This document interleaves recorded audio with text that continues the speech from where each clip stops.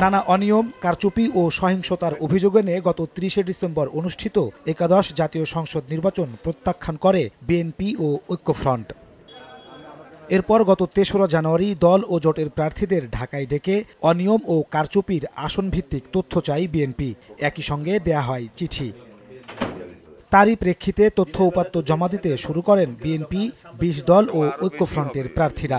এ পর্যন্ত ৩০০ আসনের বিপরীতে ১২০ জন প্রার্থী অনিয়মের বিষয়ে যথাযথ ব্যবস্থা নেয়ার অনুরোধ জানিয়ে দলের কেন্দ্রীয় কার্যালয়ে তথ্য জমা দিয়েছেন। নির্বাচনের পূর্ব থেকে নির্বাচনের দিন এবং পরবর্তী সময়ে যে সমস্ত ধ্বংসাত্মক কাজ, সন্ত্রাস চালানো হয়েছে, নির্যাতন চালানো হয়েছে এবং যে সমস্ত মামলা মোকদ্দমা করেছে সেই সব মামলা মোকদ্দমার তথ্য আমাদের কাছে চাওয়া হয়েছে।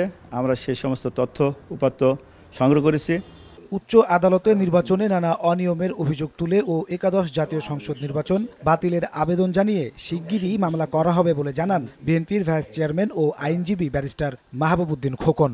যিনি নির্বাচিত হয়েছেন তিনি আইন অনুযায়ী হয়নি, আইনসঙ্গত হননি, তার নির্বাচনটা বাতিল করে যিনি আবেদন করেছেন তাকে মেম্বার অফ পার্লামেন্টে ঘোষণা দেওয়া হোক। আর থার্ড যেটা হলো যে তৃতীয় যেটা, উনি পুরো নির্বাচনটা বাতিল যেতে পারেন, নতুন তফসিল ঘোষণার দাবি করতে পারেন। এই হলো রিলিভ। তো যেহেতু দলের সিদ্ধান্ত হয়েছে, নিয়ম অনুযায়ী খুব শীঘ্রই হয়। নিরপেক্ষ নির্বাচন কমিশন ও নির্দলীয় সরকারের অধীনে আবারও নির্বাচনের দাবি জানানো হবে বলেও জানান বিএনপির নেতারা। নাজমুস সালেহী, সময় সংবাদ, ঢাকা।